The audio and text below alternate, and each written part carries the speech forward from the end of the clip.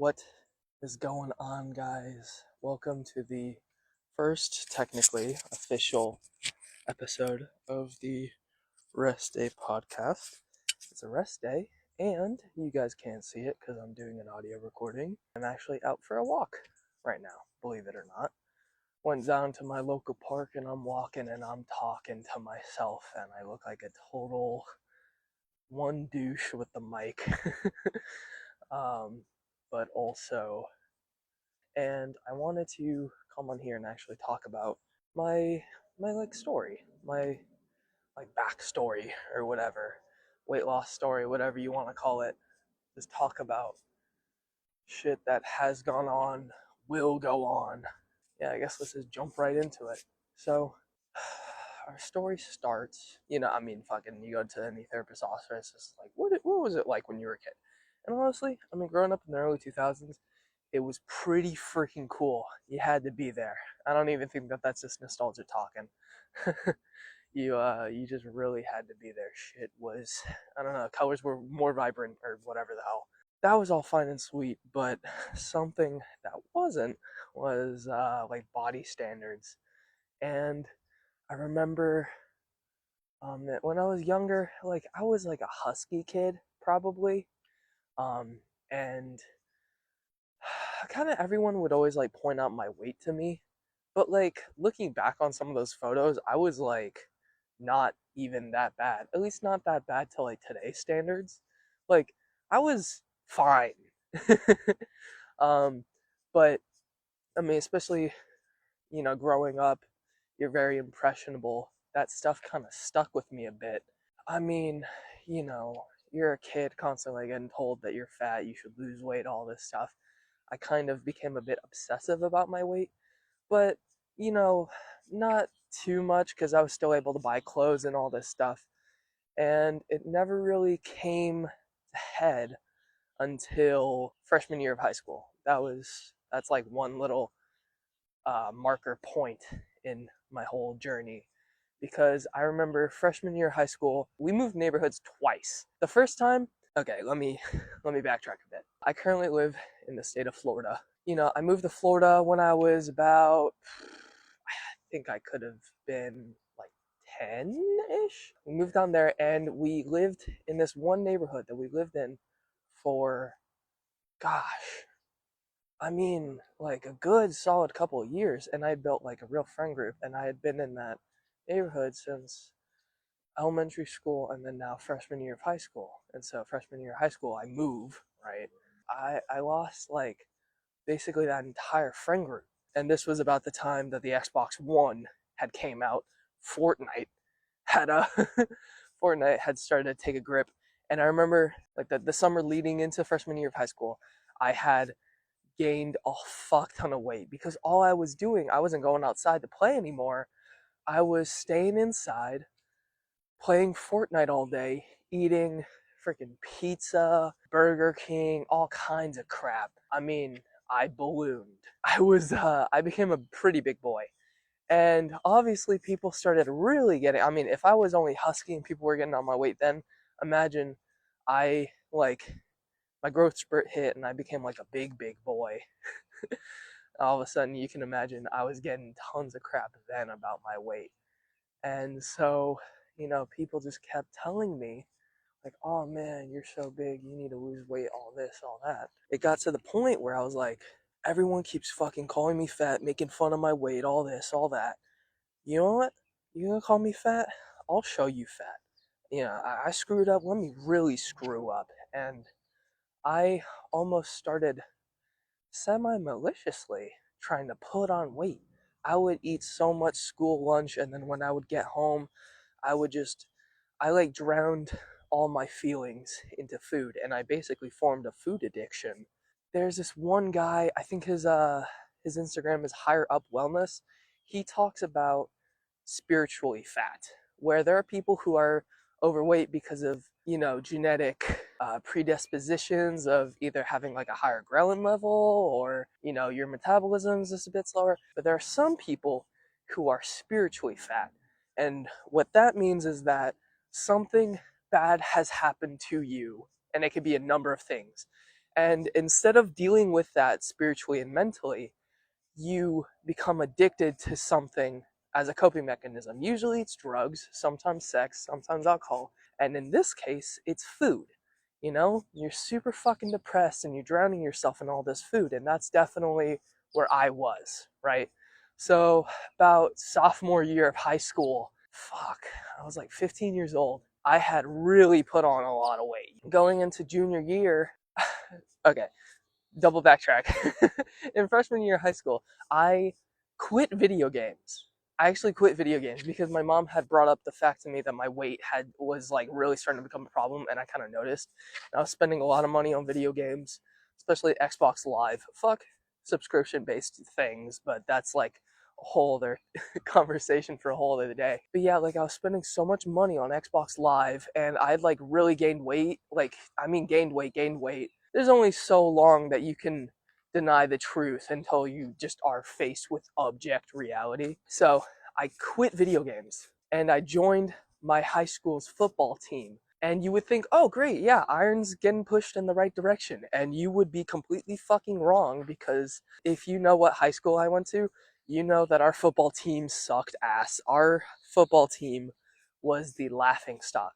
My entire high school career, we did not win a singular fucking game, I don't think. Not a single game. Not even our homecoming games, and in our senior year, not even our prom game, dude. Like, holy crap, right? And usually the prom games, the other team will like kind of try and throw for us. They were trying to throw probably, and so, well, shit, I mean, knowing us, they probably weren't trying to throw. They wouldn't be like, oh man, we got beat by those guys, the guys that never win even on their prom night. Yeah. So anyway, the coach basically, he put me on O line and D line. He kept switching me back and forth because I was just a fat kid, right? I'm overweight. I'm over here thinking, oh, I'm gonna lose weight. I'm gonna get in shape. And this guy basically tells me that when I get home, I need to be eating and eating more and blah, blah, blah. Moral of the story, that worsened the problem. And so this all comes ahead like junior year. COVID hit, and, you know, fucking, yeah, COVID. Gee. What a great time that sure was for everyone involved. And if you can't hear it in my voice, I'm being obviously super fucking sarcastic. And obviously, as an overweight person, that did not fucking fix my problem. And so when junior year of high school was starting up, we were all on the WebEx Zoom stuff. And I'm not gonna lie, y'all, I phoned it in that year. I know that your junior year is the 1 year of high school that you're supposed to not phone in, but I did. And so I definitely paid for that senior year. But as far as junior year of high school went, like I phoned it in on the WebEx. But my mom, I was about 16 years old at this point, because we had just moved neighborhoods again. She said, look, there's a gym 7 minutes down the road. I'm getting you a gym membership, and you are going to lose weight. And of course, it wasn't the first ever time that I'd set foot in a gym. Mind you, the first time that I set foot in the gym was when I was about 13 years old. We lied and said that I was 14 so that I could get a membership. This was back before they would really check your IDs, because they didn't give a shit. It was an LA Fitness. If you've never been in an LA Fitness, let me tell you, the vibe is like someone just died like 5 minutes ago. And and it's like the world's hugest hotel gym. Someone just died fucking 5 minutes ago. They already hauled their body off, but like the vibe of the fact that they died is still around. So junior year of high school, I'm 16. She says, we're getting your big butt in a freaking gym. And obviously I was pretty freaking scared. I didn't know what the hell I was doing. She got me a personal trainer though. And for the first like 3 months of training, he gave me like a pretty run of the mill basic plan. And I'm talking, if you know anything about fitness, it was like a 3x15 or like a 3x10 plan, where 3 sets, 10 reps, blah, blah, blah. Mind you, I mean, again, this was like 2020. Our whole grasp on everything fitness related was like not the worst, but it's not to the point that it is now where like we know a lot more and stuff. Still remember his name, Sean. Yeah, Sean, he was a real dope personal trainer.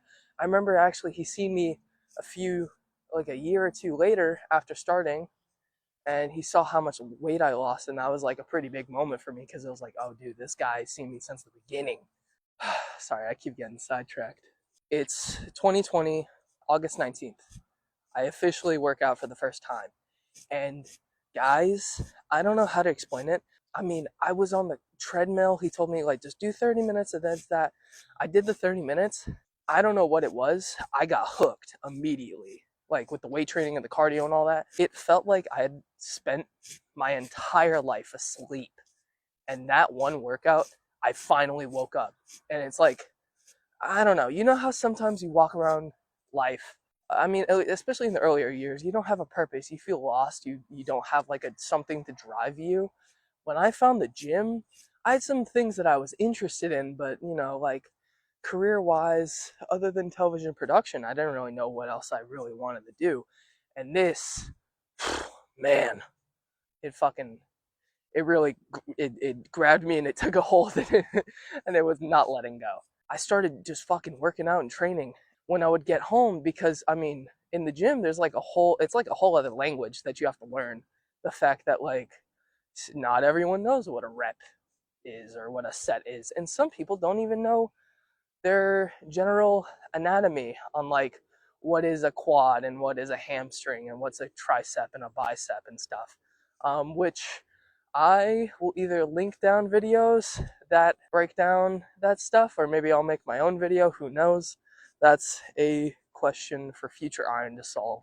Because right now I'm walking, walking and talking. All right, I get in the gym and I'm looking up everything, and that's when I start to find some of these online dudes, especially back in the day. The online fitness like scene has blown the fuck up in recent years. If you've been lifting for like 5+ years, you know that it used to be so fucking scarce.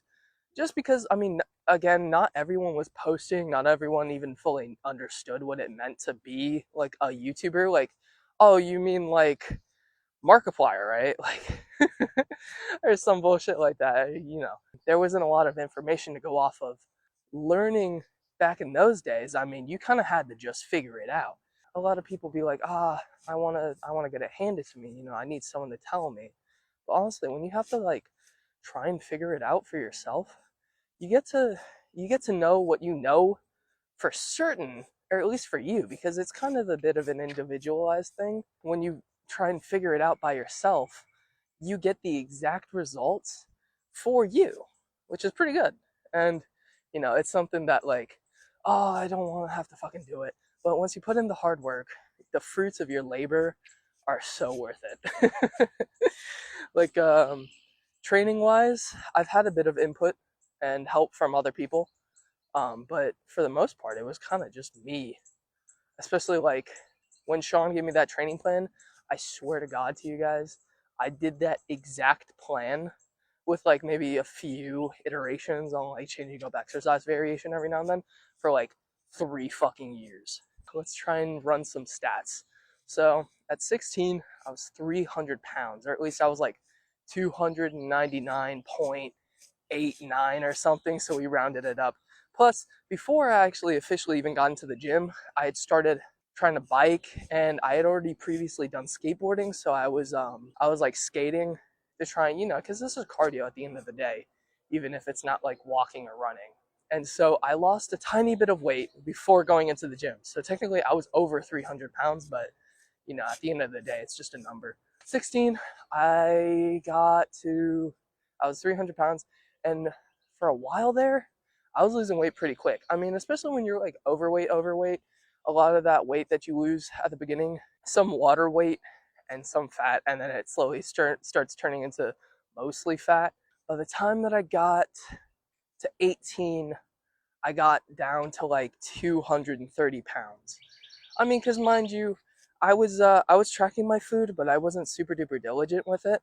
I mean, I was pretty on point, you guys. I mean, especially if we're talking about high schoolers. I was bringing my own lunch to school. If you've been in the American educational system, you'll know school lunch means like a slice of pizza, chocolate milk, maybe apple slices, like a scoop of the most depressing vegetables you've ever seen in your entire life. So, point being, that shit was not gonna fly.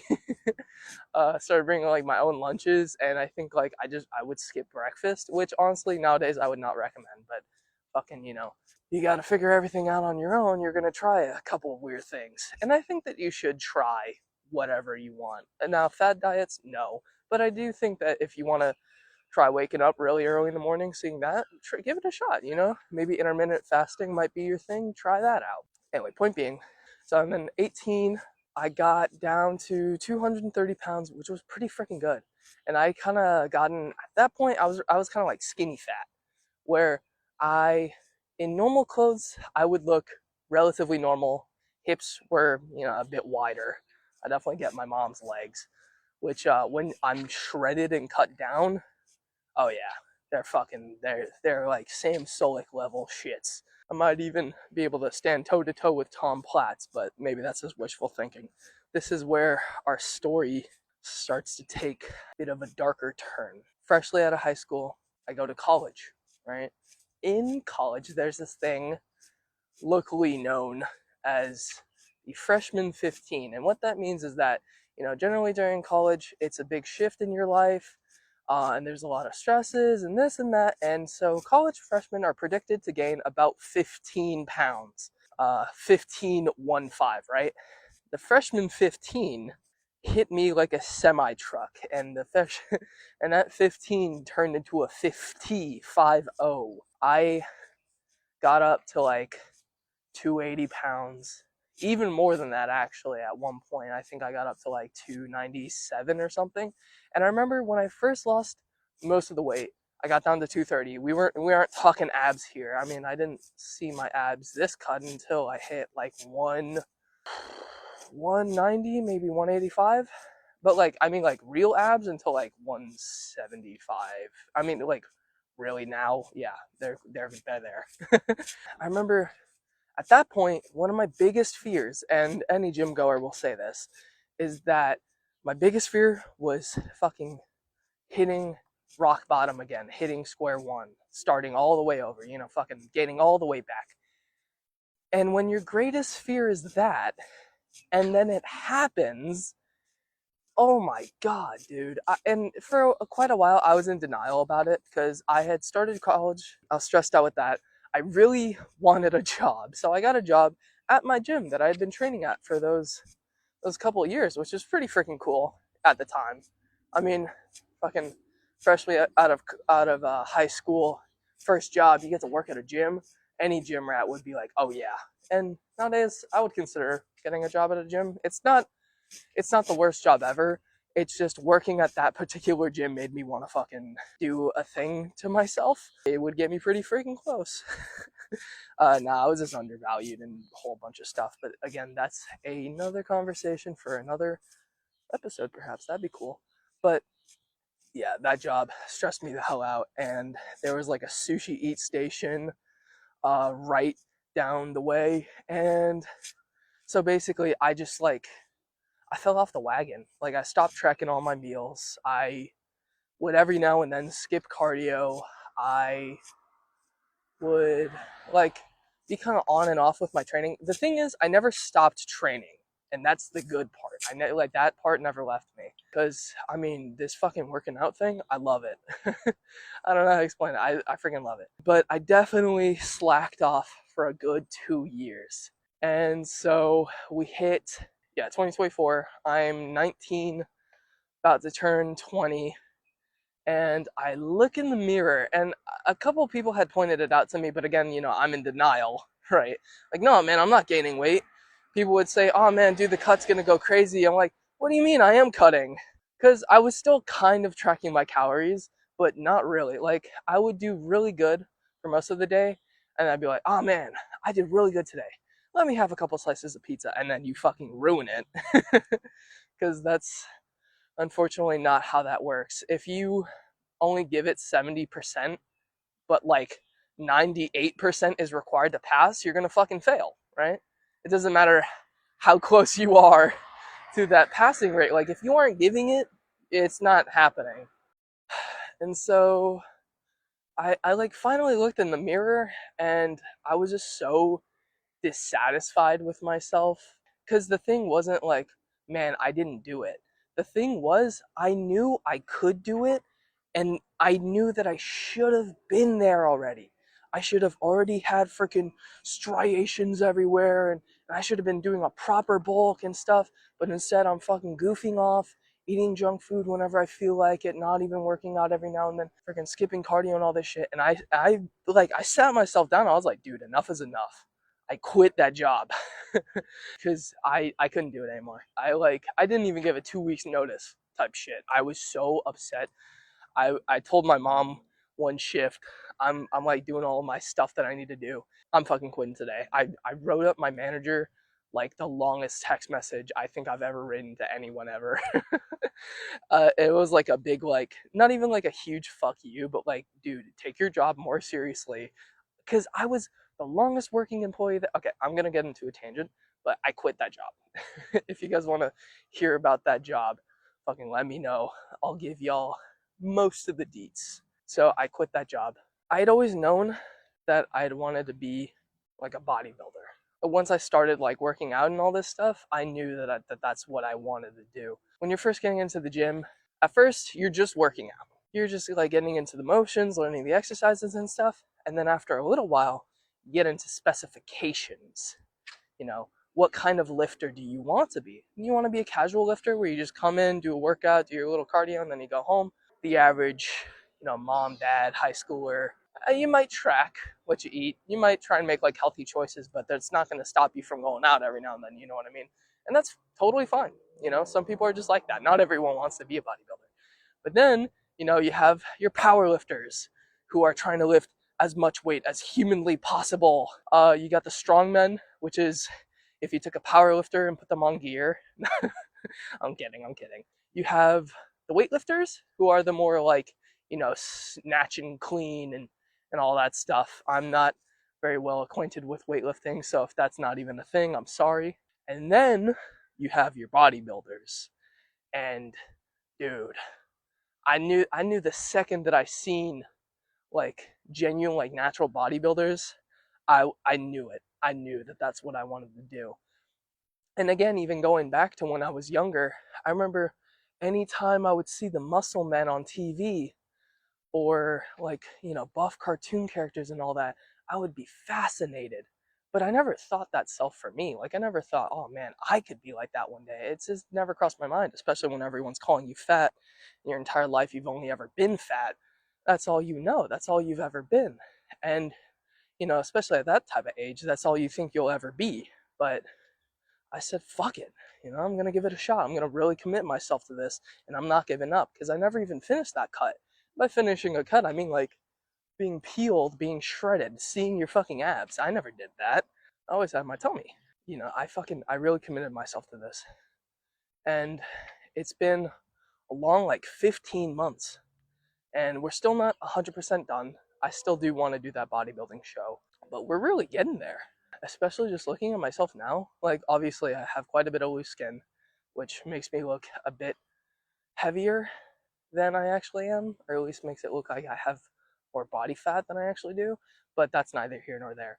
And I do have a bit of like lower back fat and like love handles, and obviously I'm sure quite a bit of weight on my legs because that is where I keep them the most. But I did it. And every now and then I get to, and when the body dysmorphia wears off, because everyone's kind of got it a little bit, especially nowadays. I'm sure even people that don't even go to the gym have it. Shit, I did. But when the body dysmorphia wears off and I can kind of take a step back, sit down, and like really look at myself, dude, I'm proud. I'm not content, but I'm proud. Because I remember the big thing that really took me down that rabbit hole of fucking gaining all the weight back was that I had kind of came content with the results that I had achieved. And it's not saying that I couldn't be proud of myself, but once you get content and comfortable, it's very easy to slip into the old habits, the things that you were doing that got you there in the first place. That's obviously not what you fucking want, right? Sometimes there's lessons in your life that you can't be taught. You just have to learn it yourself. And there was a couple of moments in my journey that I think stick out to me. One was from the angle of being bullied about my weight quite a bit. I remember that there was this one guy, his name was Nick. he would bully me relentlessly for my weight. He was one of those JROTC kids, always skinny his entire life, so he's never had to worry about his weight. He'd always prod and make fun of me. I remember he would poke my stomach and like watch it jiggle. You can, I mean, fucking, think of textbook overweight bullying crap. That's what he would do. And I remember one time in senior year, he went to poke my tummy, and I'm not gonna lie, y'all, I flexed my abs a bit. I flexed my abs a bit, just enough. He poked, he felt my rock hard ab. He was like, "Oh my god, dude, you've lost a lot of weight." And he kind of had this like moment of silence reflectively where he didn't say it out loud, but you can kind of tell that his internal monologue was, "Oh, he's changed a lot. I haven't changed any. What have I been doing?" Which, honestly, like, I never really think about getting revenge or anything like that. Like, that's not something that, I fully think about. There's no point in any crap like that. But in that moment, I definitely felt a little avenged. At least, that little kid that lives deep inside of me, the kid that's doing sit-ups on the floor, doing push-ups, looking in the mirror, praying to be fucking skinny, because I don't really talk about it, but that shit affects you, especially when you're getting bullied for it. Your family's putting you down a bit overweight, especially if you're freaking Hispanic. My nickname, affectionately, I like to think, and they tell me, was Gordo, little fat boy. And, for a while, I never really realized that that's what they were calling me. I thought that they were calling me Goldo, which I thought was like a sweet name, like, oh, Goldo, like a goldfish or some shit like that. I don't know, like a sweet like name that you call a little boy. Nope, they were calling me fat. So yeah, if you're Hispanic, you probably know that one. Or flaquita, if you're skinny, flaca, flaco.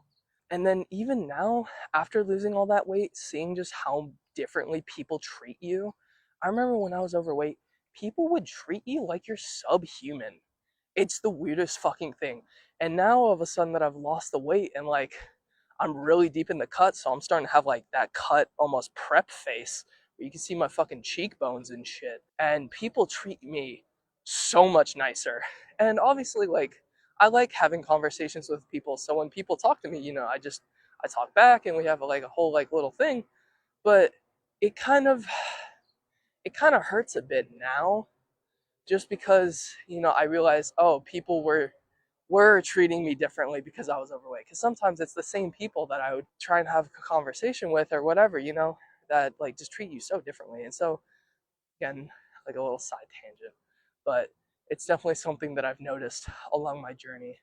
Other big moments, I mean, obviously halfway, not even halfway through my whole story, but like I switched over to a different gym, and quite a few people who are at my original gym also switched over. I think that the new gym is just like kind of better quality. I mean, it's a newer gym anyway, so obviously the machines are going to be newer, the quality is going to be higher. The atmosphere just feels like people that are going there are trying to actually fucking get their work in, do their shit, go home. Whereas the other one, I mean, they're both commercial gyms, so they definitely have their fair share, but the other one was like fucking like you just entered a high school. There's so many goddamn teenagers. The same jokes then are the same jokes now, man, dude. These teenagers pile up on machines, max out, and stay there for like 15 minutes just chatting and going on their phones.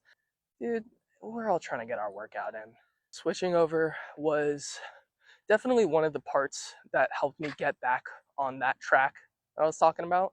Because, I mean, once you fall into the same routine, it's day in, day out, each day resembling the next. It feels like your wheels are spinning, but you aren't going anywhere. And sometimes what you need is a legitimate change of scenery. And I got that. It was like my love for bodybuilding was like reunited or reignited. My bad, not reunited. I was reunited with it, but like all the new equipment, some changes, some similarities. I mean, this new gym has a pendulum squat, which me, as someone who never fell for the skip legs propaganda, I love. It is torture, but it is torture in the best sense. No, I definitely do think that if you want to like get into bodybuilding, you have to have like the heart of a bodybuilder. Like there's some people that are really into running marathons. And then there's some people that just do it because, well, it's a marathon. Yeah, I'll run it. I'll do it. I'll give it a shot. I think I could run a marathon. And then there's people that are like running a marathon is my fucking passion. Like how David Goggins is crazy about running. You just kind of have to have heart, like the mentality that gets you through shit like a 3-hour training session. Not that you need to be training 3 hours, but freaking, I know I definitely do. Like 2 hours on the weight training and then an hour for the cardio, and then tracking all of my calories meticulously. Like, you gotta like doing that. Like, you can't just want the end result. Because if you only like the end result, second you do that bodybuilding show, it's like, all right, get this tan off of me. I want to eat everything immediately. One big moment, I just remembered it. One big moment, me and some friends in this one college class, if you've ever been in college, you know, you usually get like a 15-minute break in the middle of like, especially the long lecture classes. And this was like a almost 3-hour lecture. So we get this 15-minute break. And me, my friend Katie, Carlos, another friend of ours. So we all go to this like one little area where you can get snacks and stuff. And they had like this dream wall or whatever. And what it was is like you take a sticky note, write down a little dream that you wanted to accomplish or do or whatever, and then you stick it up onto the wall. And so, you know, we're all goofing off, waiting for class to restart. So, you know, everyone takes a little thing and they put it on. Katie puts something about being an eye doctor, I believe.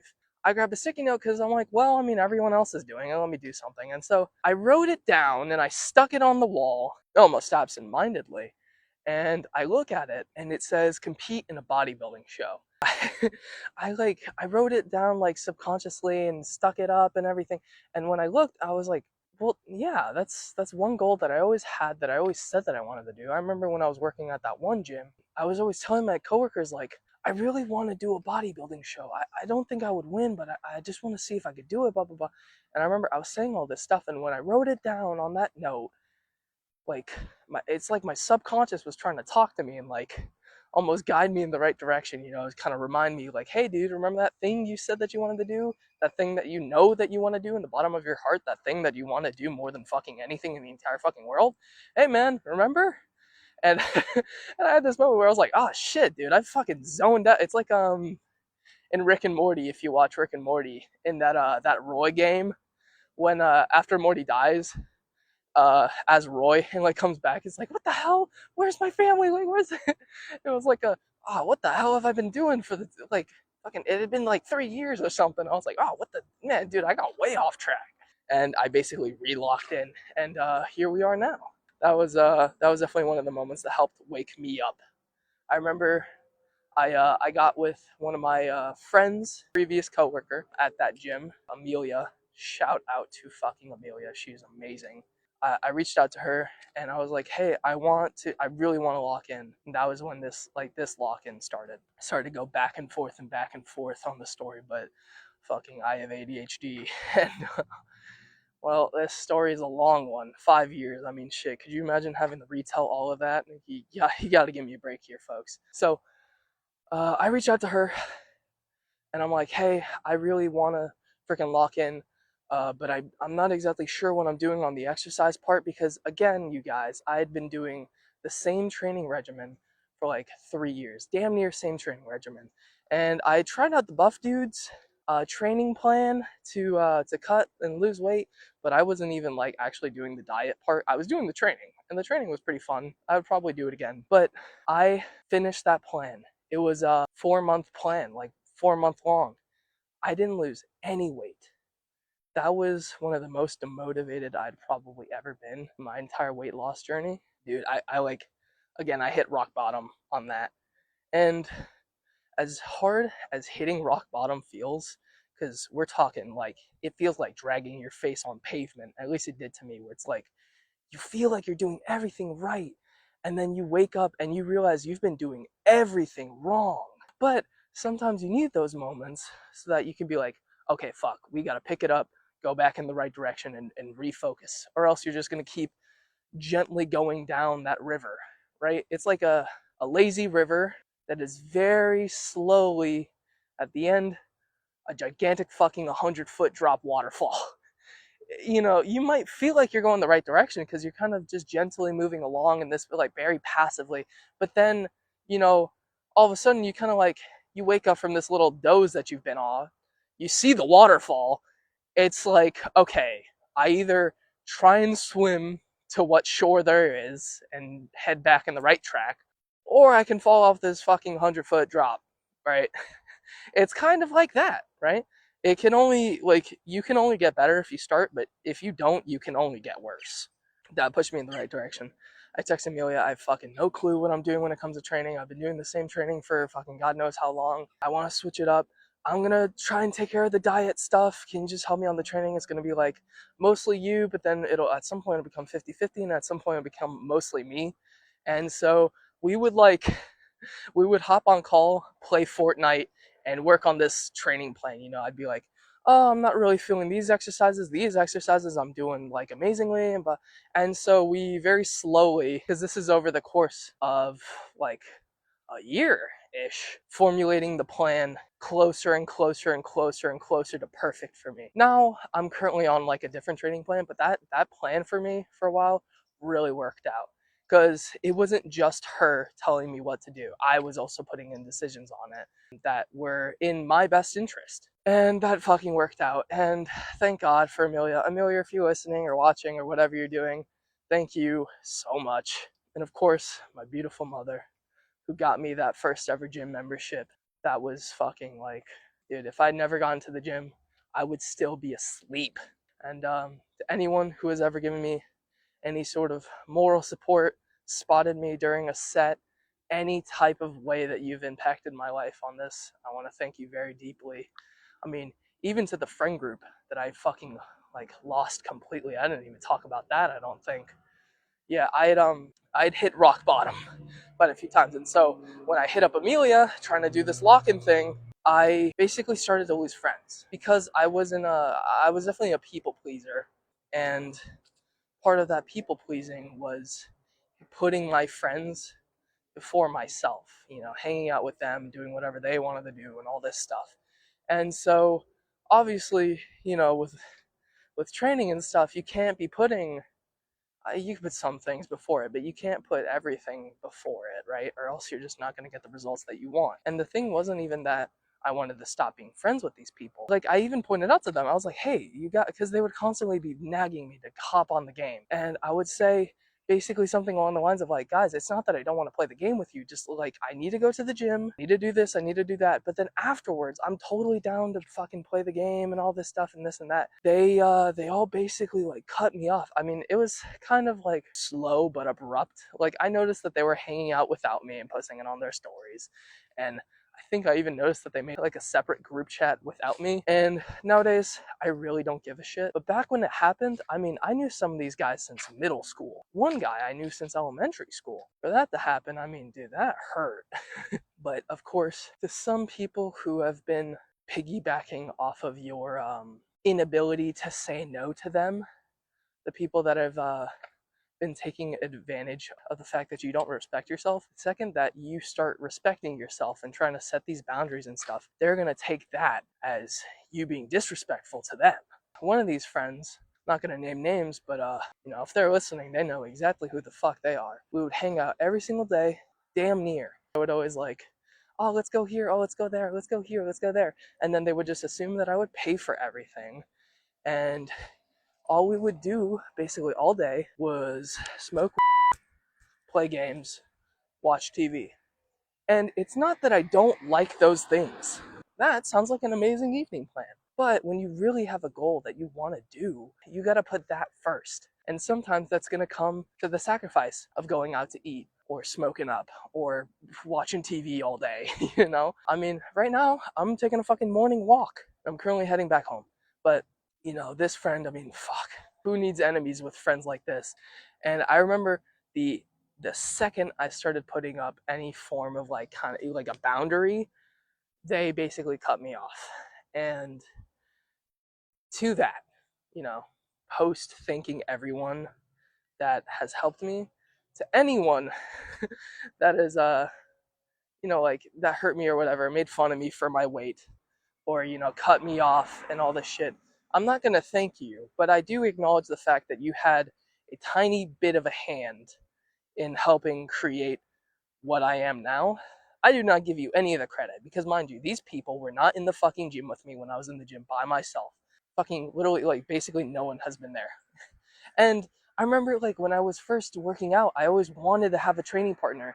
But kind of part of this, like, almost like journey that I went on was learning that I don't need to count on other people. The reason that I was spending all that time with these friends who were basically like taking advantage of my inability to say no to them and my people pleasing and like all this shit, I was only hanging out with them because I didn't like being by myself. Or at least I thought I didn't like being by myself. Because now, fucking look at me. I'm going out on a morning walk by myself, talking to myself. I'm the best company that I ever need or ever will need. No, but the point being is that, like, through this journey of self betterment and self improvement, because again, it's not just about the body. Bodybuilding is not just about the body. If you like it's a mental thing because it teaches you other traits and other values like discipline or self-control, grit, determination, patience, like so many things. And one of the best things that it has taught me personally is being okay with being by myself. I thought, for the YouTube, I would need someone to start coming down to film me. Nah, man, I got a phone, I got a tripod, I got a mic now. Just make the videos by myself. For even this little podcast, I want to co-host, and I'm still open to it. But I mean, I don't mind coming down, walking every now and then for nearly an hour. Look at that. That's like perfect peak podcast. A lot of P's there. Sorry for the alliteration.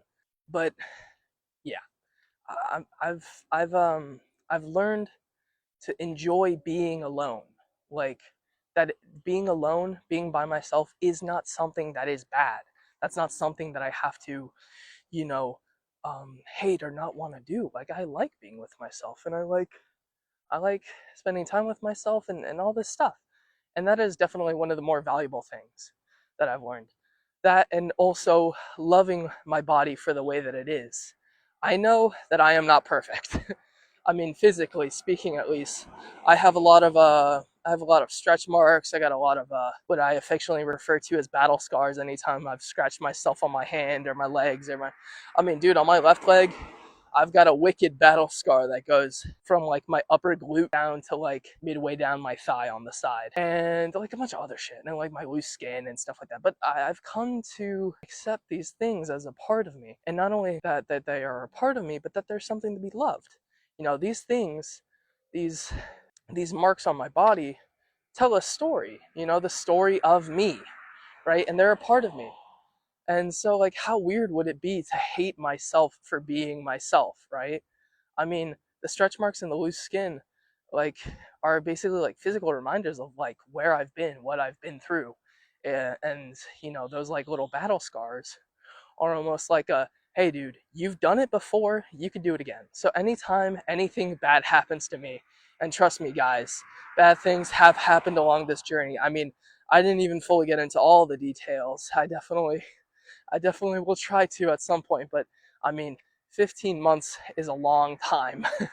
Like, my car breaking down like twice on me, and also getting turned into a goddamn tuna can. My mom and little brother getting into like a really bad accident that hospitalized my mom. My little brother came out almost unscathed, which was crazy. That was fucking crazy. And oh my god, I'm walking home and my mom is here. Hi, mommy. I could. I'm recording a podcast right now. Good morning, guys. I was actually literally just talking about you. I was talking about the accident that happened and how like my car got turned into a tuna can. Yep, You have anything you want to say on that? it was a nightmare. My mom has been through a lot. I definitely want to have her on the podcast like officially because this woman is a miracle, and I mean that in every sense of the word. But she actually wants me to drive her to work, and what type of son would I be if I said no? That's going to be it for today's episode. I mean, fuck, we've already been talking for like an hour almost. So subscribe for more. And hopefully I can make this a weekly thing. Let me know. Comment down below what you want to hear, what you guys want to see. That's going to be it. See you guys. Peace.